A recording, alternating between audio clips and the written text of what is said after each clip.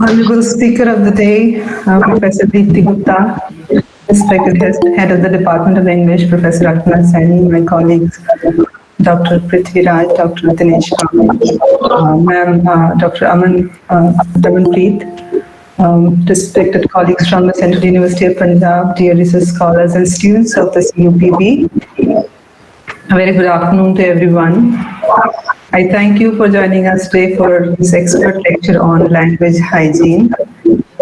We have been on this joyous ride with Professor Gupta for the last 2 weeks, and she, in her reassuring voice and unique style, which forced her wisdom, her wide experience, and in-depth scholarship on the subject, she has guided us through various aspects of our academic and professional life.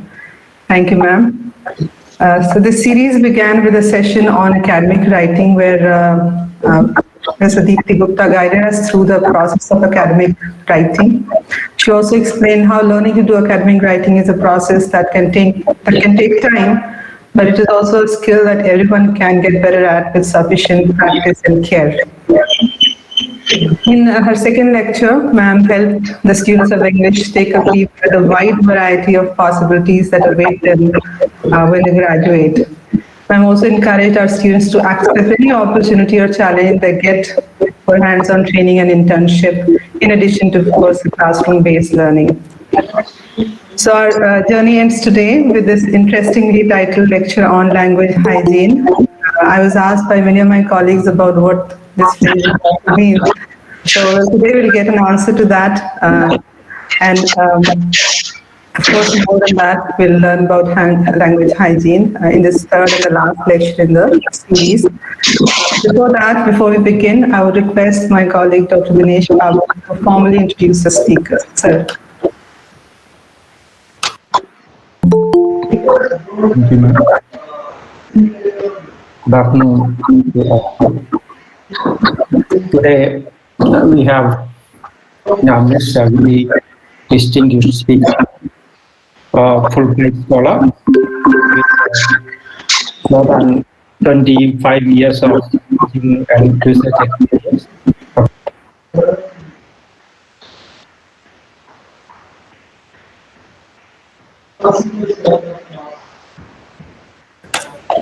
Sir, you got muted, it seems. Automatically, I don't know. We have a professor of English and former chairperson of the Department of English and Cultural Studies. Professor Deepti Gupta is also Dean Alumni Relations and has been a Dean International Students at Punjab University, Chandigarh.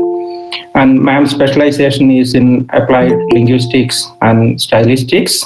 And she has supervised more than 22 MPhil students and 25 PhD scholars in these areas of study.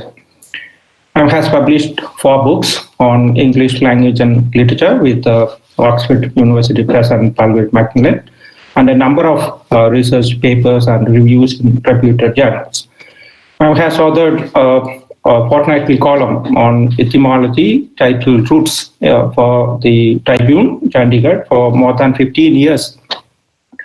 I was an associate director of the Center for Skill Development and Entrepreneurship at Punjab University for more than 4 years, and has worked with more than 20 universities across the world on their curriculum. And ma'am has been, as you all very well know, a very active speaker and trainer that we have seen in last 2 lectures, and has conducted more than 100 workshops on topics ranging from ELT to effective communication to cooperative training at more than 30 different institutions and organizations across India, and delivered more than 50 extension lectures at institutions across our country, ranging on themes such as literature, ELT, and teaching methodology. Ma'am has been a resource person for various workshops on different aspects of English language learning, teaching, and research conducted by the Regional English Language Office, English Language Teachers Association of India, IDP, and the British Council. Today's lecture is on language hygiene, very interesting topic. I once Saussure, the well-known linguist, said that I quote, "In the lives of individuals and societies, language is a factor of great importance than any other. For the study of language to remain solely the business of a handful of specialists would be a quite unacceptable state of affairs." And when I heard of this title, very interesting title, it reminds me of the book by Professor Deborah Cameron, The Verbal Hygiene, where she takes a look at popular attitudes towards language and examines the practices by which people attempt to regulate its use by the regulation of, let's say, style by editors, the teaching of English grammar in schools, and the movements for and against so-called political correct language, and so on and so forth. And she reminds us of the fact that I quote one line from her. She says that the uncritical acceptance of custom and practice seems more widespread and more marked in relation to language using than it does in relation to many other social practices. And then he argues that verbal hygiene provides a way of making sense of linguistic phenomena, and that it represents a symbolic attempt to impose order on the visual world. Now, let us listen to the interesting lecture on language hygiene by Professor Deepti Gupta, ma'am. Warm welcome, ma'am, and over to you, ma'am. Thank you. Thank you very much for the wonderful words. In fact, I'm quite going to miss all of you because I was looking forward to our weekly rendezvous over the past 2 weeks. Yes, this is an intriguing expression, and I'm mighty impressed that Dr. Dinesh, you took the time to read up on verbal hygiene. I think Deborah's book is truly awesome, the ideas that she puts forth. And I must confess that the idea for this lecture came to me when I read that book, because I felt that language is so important in all our interaction and relationship, and matters so much in all that we do, all that we achieve in this world, that we owe it to ourselves to keep it in a state of hygiene, to take care of its basic cleanliness. And that is where I got the idea for this lecture. Because if you look at yourself in any and every situation, you can't manage without language. So all the more reason to keep it in tip-top running condition.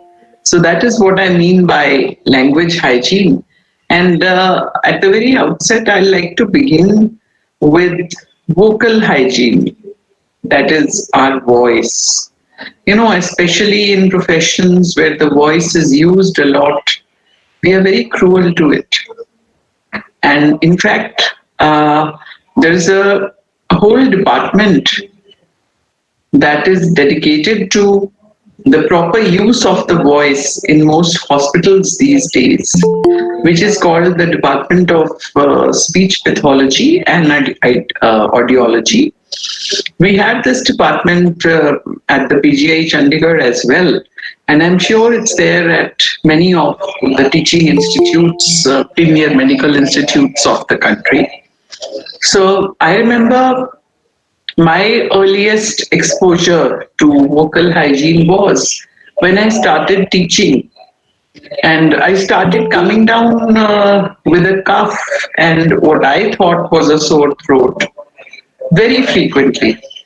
And every time that would happen, throwing my voice in the class would be a problem, because since I started teaching way back in 1985, so the average class size in an undergraduate college was around 100.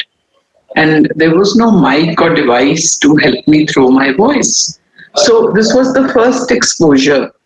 And after doing the rounds of so many doctors and taking so many horrible tasting medicines, finally one enlightened soul referred me to this department of speech pathology and ideology. And the first thing the doctor on duty had to say was that for people who earn a living from the voice, surprisingly, teachers don't know how to treat the voice well. So the next couple of visits were a revelation for me. For instance, those days we used to use traditional chalk and blackboard. That was the first thing that went. The doctor told me that this chalk dust clogs your vocal cords because you are speaking while you're writing on the board and you inhale all that chalk dust. And number two, in a large classroom, you don't need to shout, because the more you shout, the more will be the demand for a higher volume. Rather, if you keep your volume low and you throw your voice from your stomach, now this was something very intriguing for me, throwing my voice from my stomach. I never thought of it. So they trained me in throwing my voice from the stomach and also in remaining silent for a period of time once I was home. You see, those days junior lecturers would teach anything between 4 to 6 hours a day, which meant intense speaking. So his logic was that if you are speaking for 4 hours, you need to rest your voice for at least 2 hours. So there was perfect silence in the household because I had to take that voice rest. Plus, you must have seen singers who steer away from cold drinks and ice cream and sour things. So his idea was that as a teacher, I had to learn to value my voice and stay away from things that trouble my vocal cords. Because starting with the vocal cords, our whole system of articulation is a very sensitive system. And our vocal cords are like two rubber bands, joined at one end. It's like this. Our vocal cords are like this. So if this rubber band becomes loose somewhere, it stops vibrating, or it needs a lot of effort to set it off vibrating. So these are the things that come under vocal hygiene, that we take care of our voice, especially those of us who are in professions where our voice is our bread and butter, whether it's law or it's singing or it's a radio jockey or teaching, whatever the profession. Now, that day onwards, I find that I've accepted the fact that if I am in a profession where I need to use my voice, then I also need to preserve it and take care of it. In fact, there's a full set of literature devoted to maintaining the voice. If you ever look online, you can check out. There are exercises for taking care of the vocal cords. So my young friends, those of whom are planning on devoting a lifetime to a voice dominated profession, my first advice to you would be to take care of vocal hygiene and to be careful with your organs of speech. So that's the first physiological aspect of hygiene. A related aspect is the aspect of accent. We talk many times about world English. In today's world English has become Englishes. We talk about English in the plural. Why? Because English, being the lingua franca, is now accepted all over the world in a new avatar, so to speak, in every society. So you have African English, you also have American English, which you earlier had, you have British English, you have Singlish, Singapore English, you have the Chinese variety of English, which is why we now say Englishes, because it has so many varieties. Now, in all these varieties, and given the digital connect of the world, we cannot afford to talk of any dominant mode of accent. Once upon a time, we said the British accent is the best. American English, poo, poo, poo, poo. The world of academia would say American English, no, nothing doing. We can't afford to do that now. There are no value judgments where accents are concerned. Whatever is comprehensible to the whole world, whatever can be communicated clearly, is the standard accent. And this has led to the collapse of another binary that we had preserved over the years. The binary of the native speaker and the non-native speaker, NS versus NNS. Now, who is a native speaker?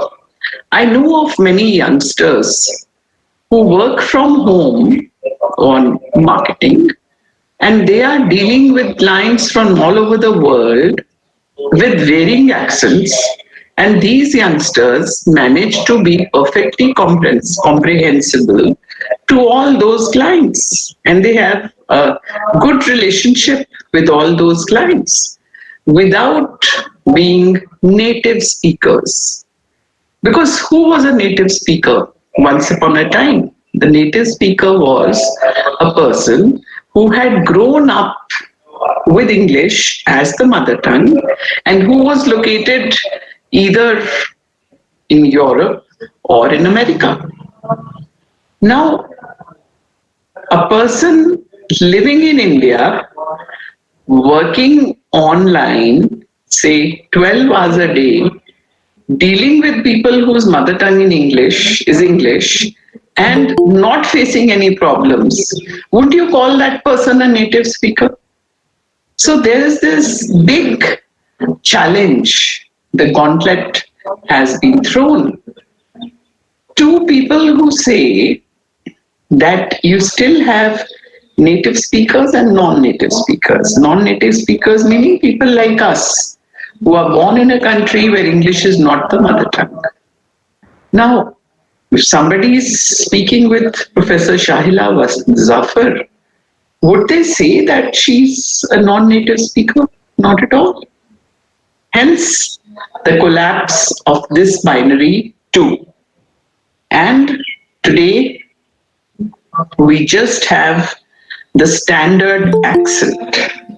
The standard accent that is followed anywhere in the world and that brings you effective communication wherever you may be in the world. So the bottom line is that you can be understood. You can communicate. Related to all this hygiene is the whole idea of code switching and code mixing.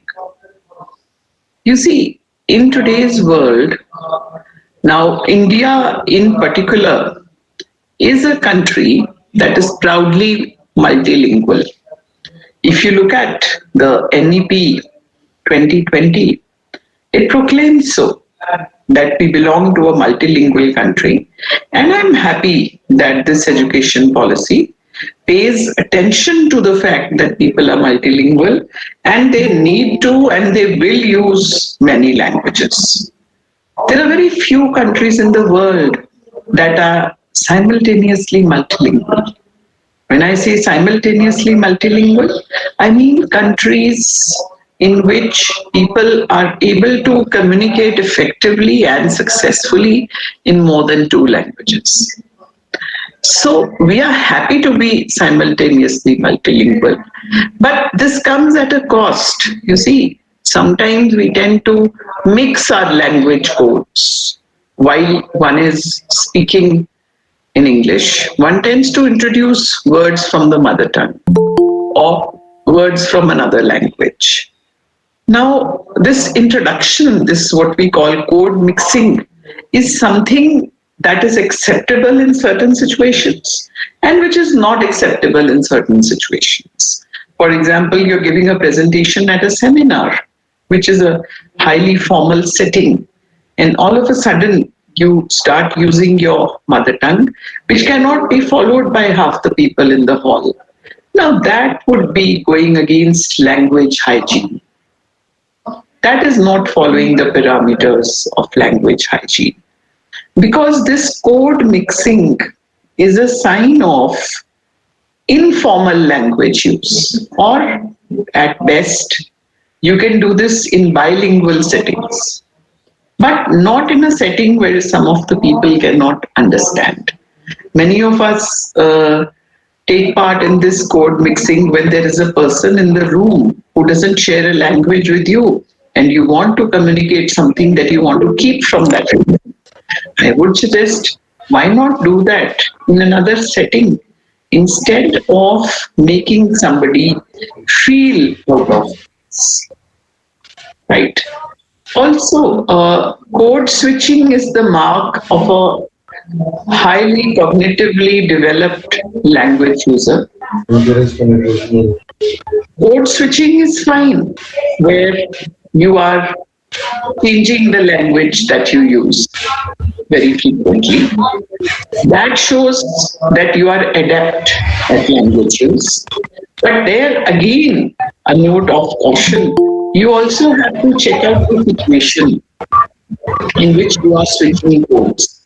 Suppose there are some people who are listening to you or who are reading what you've written and they can't understand you. Then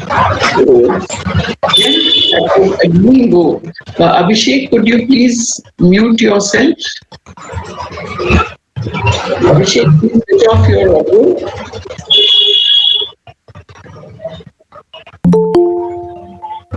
So, this is against language hygiene. If you look at Twitter, Twitter does a lot of code mixing. Now that has become the convention there because it's not a formal use of language. In fact, I have a research student who recently submitted a thesis which was based, in which she had worked on code mixing in Twitter. So it is also the subject matter of language research studies. And of course, one also has to remember that where language is concerned, culture is not far behind. Now, if you are learning another language, perhaps a foreign language, then you are also committed to an understanding of the culture. What is the culture of that language? Of course, the culture will be different from the language you use otherwise because you are learning another language. And sometimes the differences can be very marked. one needs to be careful about making any value judgments or passing any evaluative comments when one is learning the language that belongs to another culture. A classic example would be the differences among languages. For instance, you don't have words for relationship. Uh, in Hindi and Punjabi, you have words like Taya, you have words like Chacha, and you have words like Ufa, you have Mama, you have Mosa. In English, you have only one word, uncle. It would not be fair on your part. Suppose you were using both English and Hindi. It would not be fair on your part to talk about the limitations of English, say in a negative tone or a derogatory tone, because that is how the language is. That is how the culture is. Right? I know that a lot of linguistic humor is targeted at differences among languages. But then that also, if it hurts somebody, it goes against the laws of language hygiene. Because language hygiene, friends, pure and simple means that one respects every language that one comes across or that one uses. You look after the hygiene of your home. You look after the hygiene of your body. You look after the hygiene of your car, even your desk, your bag, your table. So why doesn't our language receive the kind of attention that all these things do? Is it because we can't see the impact that our language has? And also, is it because in some way or the other, we want to do some violence against somebody through our language? Related to this, related to language hygiene, is the concept of non-violent communication. Now, non-violent communication means that when you communicate or when you are conveying meaning, because that is what language is for, conveying meaning. When you communicate or you convey meaning or you reach out, at that point of time, you make sure that you don't hurt anyone. Not hurting in the sense of bashing up or beating up, but hurting in the sense of self-esteem or self-respect or the dignity of a person. So, if we can take care of so many other aspects of our lives, why not take care of our communication as well and make sure that we don't perform any acts of violence with our communication or with our language use? You must have heard that one. The louder the argument, the weaker the cause. You don't need to raise your voice always. Sometimes a rationally processed and a rationally expressed soft statement is enough to persuade anybody. You don't need abuses or loud arguments, which unfortunately is becoming the rule in our social interaction. That the more violent your argument, this means that there is more purpose to your cause. Not at all. That is the first doctrine of non-violent communication. So Dinesh Babu, you have another concept to look up, non-violent communication. Okay, now another related area is the area of grammatical hygiene. And when I say grammatical hygiene, I don't always mean it in the prescriptive sense. Now, what is the prescriptive perspective? The prescriptive perspective looks at whether you are right or wrong, as we had in the earlier grammar books. If you recall, Wren and Martin and Nesfield, they kept telling you these are the rules of language. This is right, this is wrong, this is correct, this is incorrect. So there were all these binaries that we all grew up with, that cross on the notebook and that tick on the notebook, right?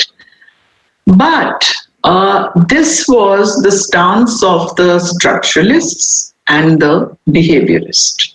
Now, what did the structuralist stance say? The structuralists look at language as a set of structures that are interlocked together in a system in order to produce meaning. And what do the behaviorists say? The behaviorists say that language also, after all, is just a form of human behavior. And how is human behavior formed? Through habit formation. So this means language also is habit formation. So if a person wants to learn a language, all he or she needs to do is repeat the sentences, repeat the structures of the language day in and day out, and the person would learn the language. And then when the right stimulus comes around, the person would speak the required sentence or use the required sentence. So according to the behaviorist idea of language, language meant repetition, it meant drilling, it meant memorization. Now, this was Bloomfield and others, the structuralist school, and of course Saussure, our original modern linguist. Along comes Chomsky with his ideas from cognitive science and from mentalism. And you know what Chomsky says? Chomsky says, does every language user memorize each and every word and sentence that he or she uses in his or her life? And of course, the answer was a no. Because all of us create sentences, even create words on a daily basis, on a minute-to-minute basis. How do we do that? Ever asked yourself that this sentence that came out, where did I hear this? When did I repeat this? When did I learn it up? So Chomsky and company said this is not possible.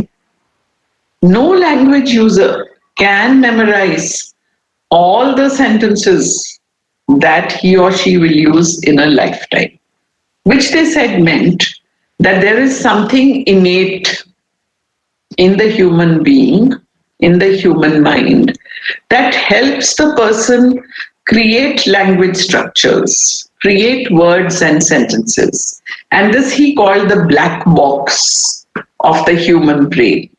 I love that expression, black box. Just as you have a black box in every aircraft that records whatever happens between the pilot and the communication tower, etc., and which tells you everything that happens on a plane. So similarly, you have a hidden black box of the mind, which he calls the language acquisition device. So Chomsky's idea is that all of us have this innate ability to create language, which is genetic, but that ability is not programmed according to language. There are cases of so many children who grew up in an environment where their mother tongue was not used and they couldn't learn the mother tongue. They learned the language they were exposed to from childhood.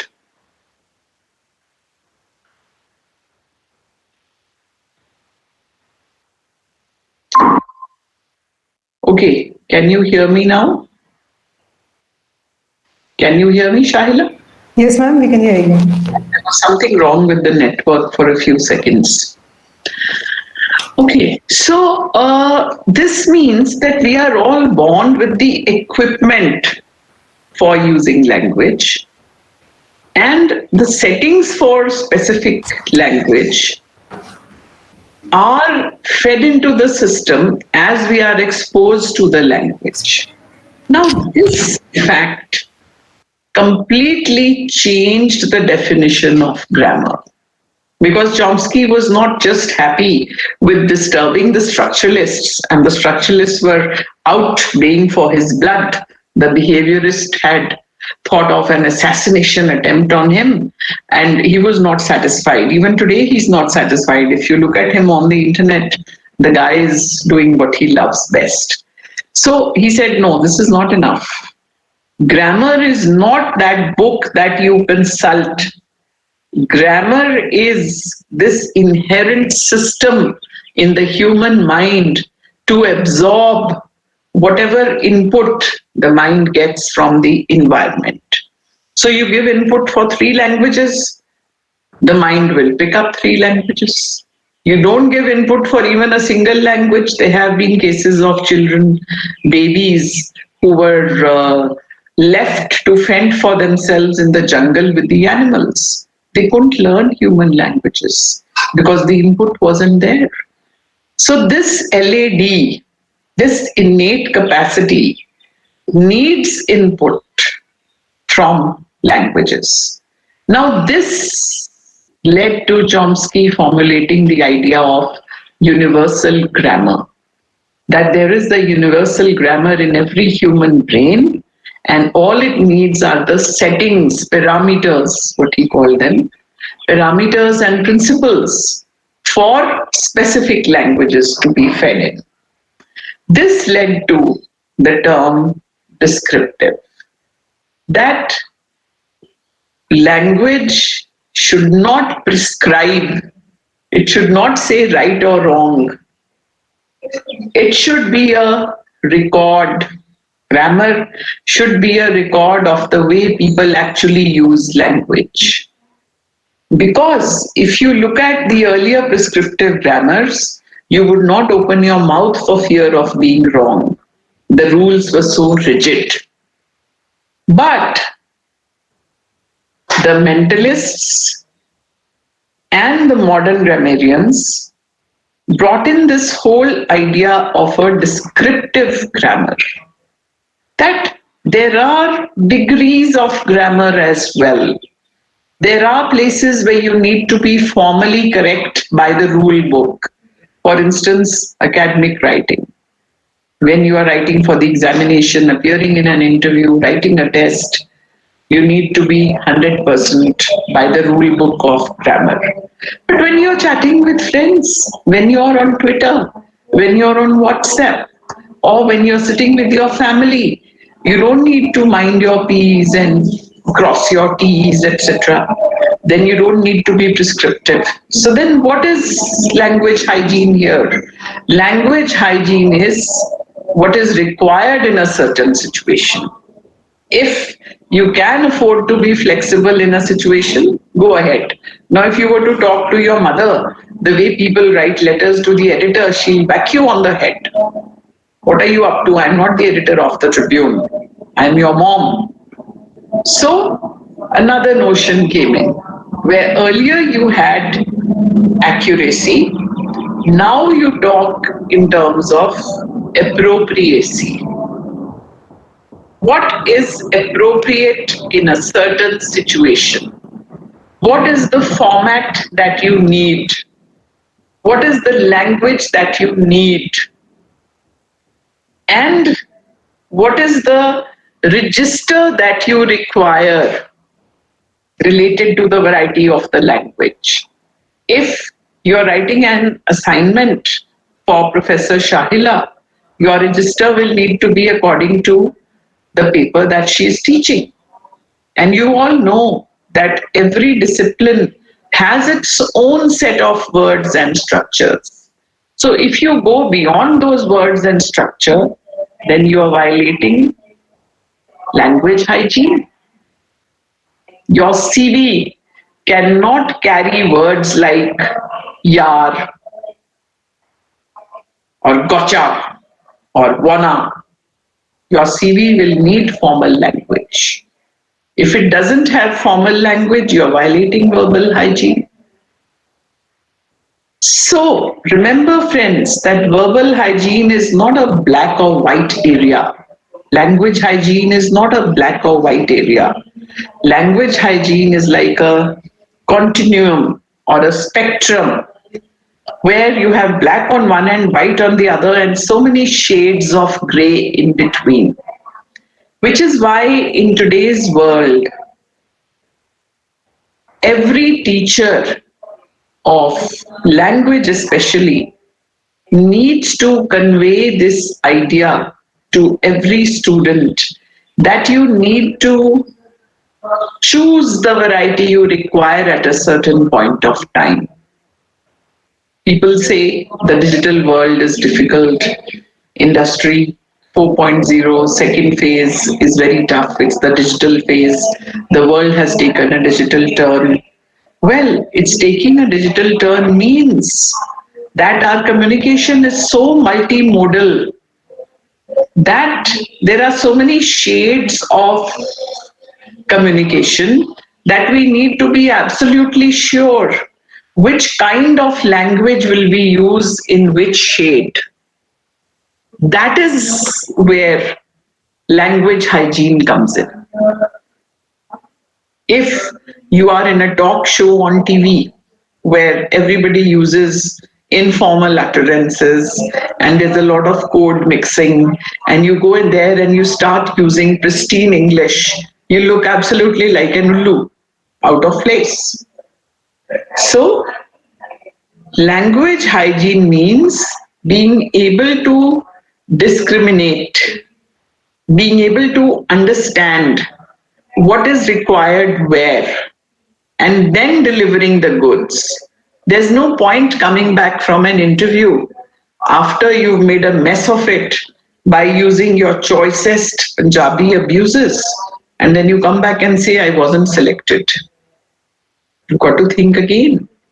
Would somebody select a person who uses an abuse after every 2 words? Which is why I always tell my students that it looks very nice and colorful when you use 4-letter words or slang in your everyday discourse.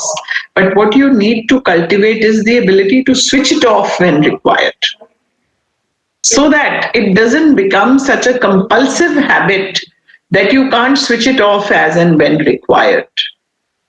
And that brings me to another very big concern in today's world: being politically correct.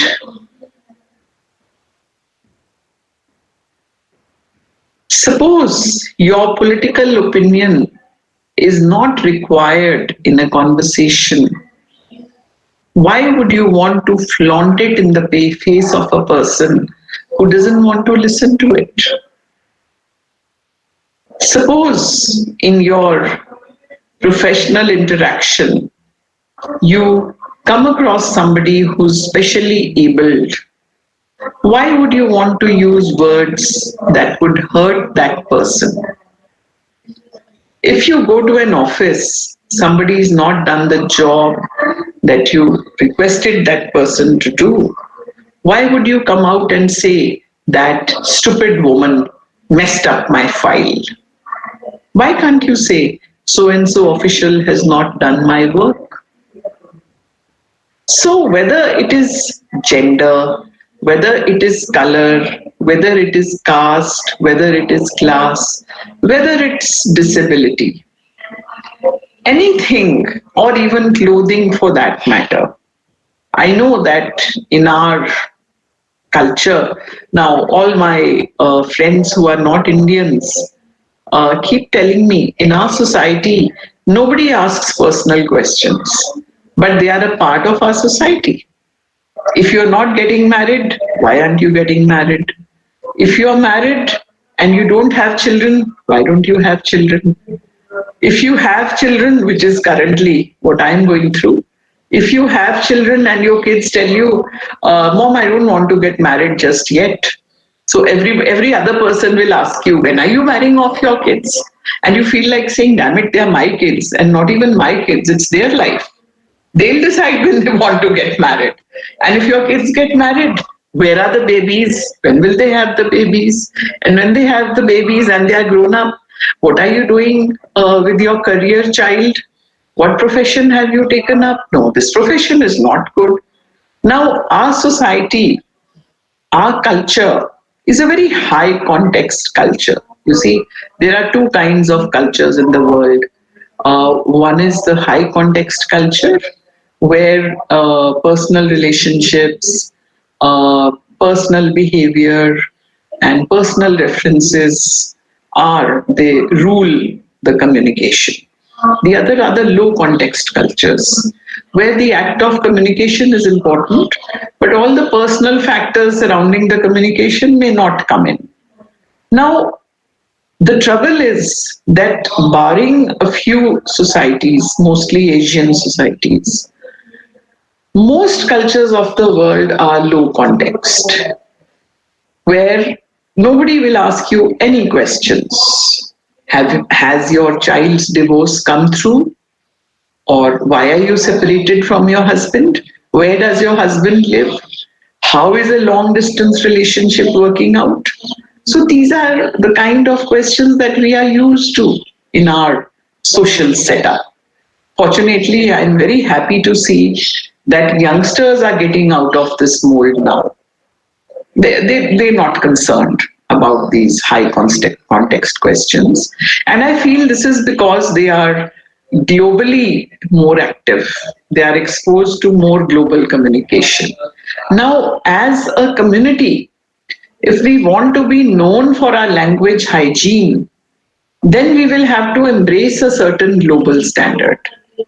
That if the context is very important in my culture, it may not be important in another culture. So if you're on a flight and somebody from another community is sitting next to you, in your true Indian style, you don't have to keep offering what you are eating, because the other person may think of it as an intrusion. Or if somebody is sitting with you and reading a newspaper, you don't need to ask, what are you reading? Tell me about it. So, you see, this is where we have to understand what is our area of operation and interaction. The world is shrinking now, and we are all citizens of practically a global village. And the digital interaction has shrunk the borders further. So, in terms of communication, we will have to maintain language hygiene in all these aspects if we want to be true global citizens. And we want our communication to be effective, whether it is effective in terms of profit or in terms of goodwill harvesting, whatever it is. So, for communication to be effective and clear, and for communication to be productive and fruitful, we will have to follow certain parameters of language hygiene and be conscious of them. Of course, the first step is that we acquire fluency in the language and then think of these parameters. But also, as teachers and students of language, we need to inculcate language hygiene from day one in teaching and learning. And if that involves a lot of relearning and unlearning and re-engineering in the classroom, so be it. Because as a society, if we are going to be productive, effective global citizens, then we would need to enforce language hygiene in all we say and do. All right? So, friends, I'll stop here, because another rule of language hygiene is regard for other people's time. Okay, so I don't want to violate my own conventions. I'll stop here. And if you have any question or you want to discuss something, please go ahead. Thank you. I will also place my email in the chat box in case anybody would like to send me an email, because last time I got a couple of emails with pretty serious career issues. So I'm very happy to interact with you anytime. Meanwhile, you can think of any questions you have.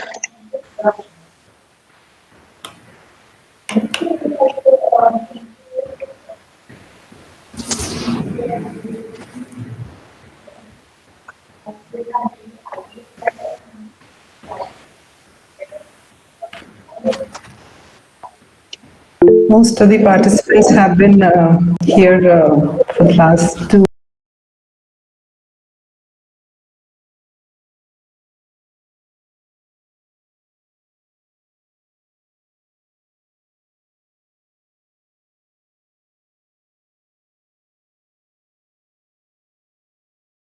Work on or brush up, because I believe that a teacher is a learner always. So please don't think you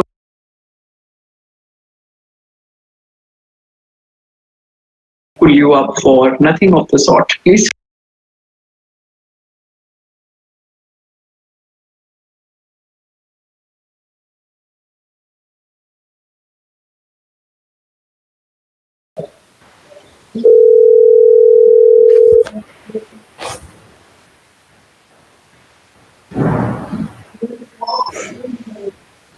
Okay, that's fine. I think, Professor Shaila, should we call it a day?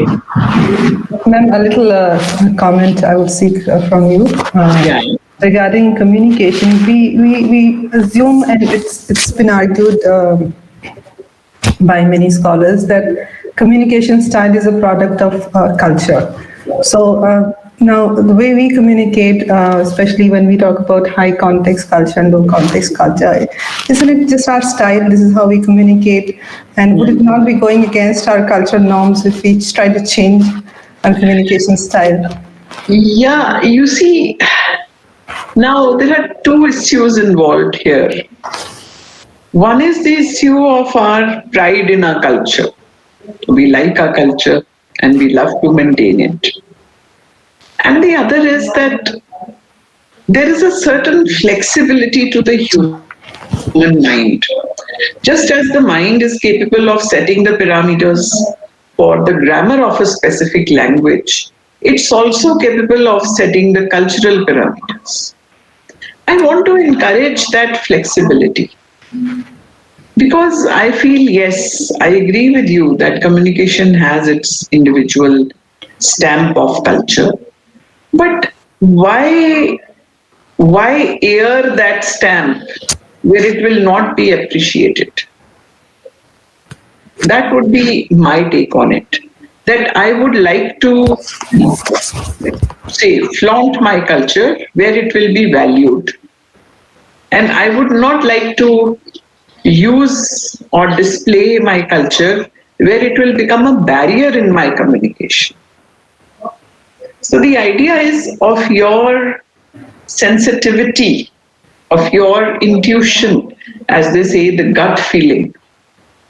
What is your gut feeling at a point of time? You know, that is why for communication, Swami Vivekananda's famous expression, know thyself, is very important. Do you think you've managed to convey what you wanted to convey? Or do you think that you could not convey, or other things in your communication distracted the person at the other end? So I would like to take it like that this is your call, the language user's call. Right. Thank you. Welcome. No worries. So, in the last phase of this session, I would like to request Dr. Prithvi Raj to propose a formal vote of thanks.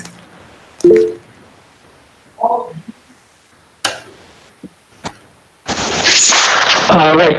This has been an exciting series of lectures, not just for students, but I would say for teachers as well, because many a times we need those reminders that we often overlook.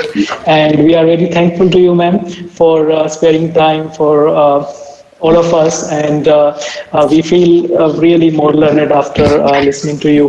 We began on 10th of February, in which you talked about the step-by-step process of how to go about academic writing, be it from deciding on the topic to finally getting your papers or articles and books published.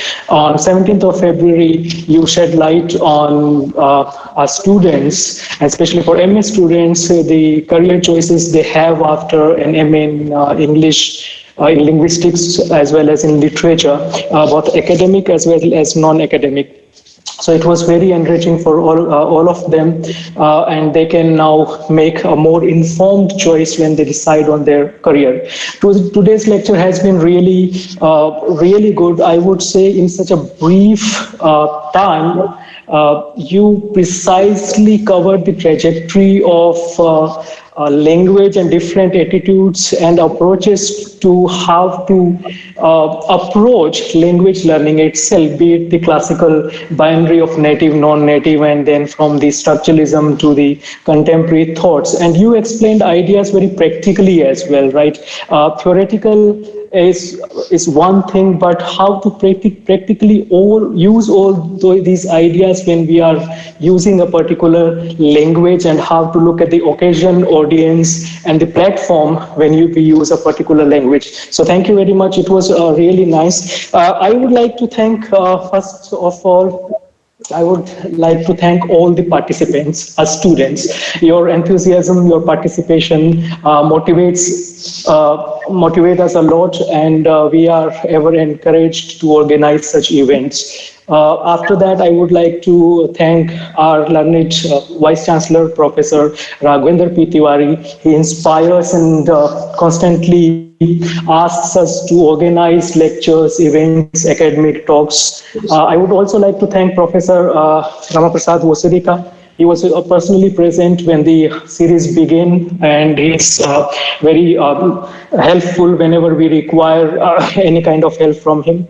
I would like to thank Dean, School of Language, Literature and Culture Studies, Professor Zamir Pal, Professor Alpna Sani, the department head of English at Central University of Punjab, is one person who is always there when we organize something, and we thank her very much. Special thanks to Shahila ma'am, Dr. Shahila Zafar, for inviting ma'am and making this experience possible for us. Apart from her, in my department, I would like to thank Dr. Vipin Pal Singh, Dr. Dinesh Babu P, who today introduced the lecture's speaker. I would also like to thank Usha ji for providing technical support. And if there's any other person who's left, we would say thank you very much for making it happen. Thank you. And ma'am, a cup of tea is due because of the circumstances. The essential academic ritual that we have can be performed at any point of time when you are physically present. I'll drop by whenever I'm driving by Bhatinda. Don't worry, you owe me 3 cups of tea, not 1. Absolutely. Yes, yes, ma'am. That would be a pleasure for all of us. Thank you. Thank you, ma'am. Thank you. Thank you very much. Take care, everyone, and keep rocking. I hope to see your papers and your presentations, right? Absolutely. God bless you all. Thank you very much. Thank you, ma'am. Thank you. Have a nice day. We will, thank you, Prithviraj sir. We will end the session with the national anthem. Yeah.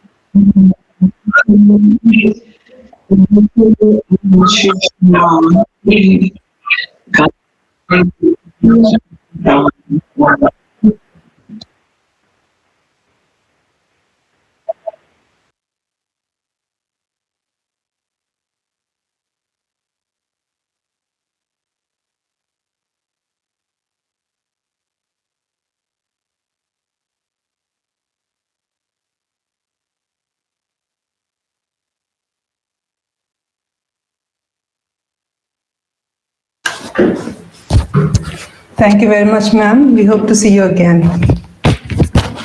Thank you so much. Take care, Shaila ji. You too. Smiling. Bye-bye. Bye-bye. Thank you, everybody. Bye-bye.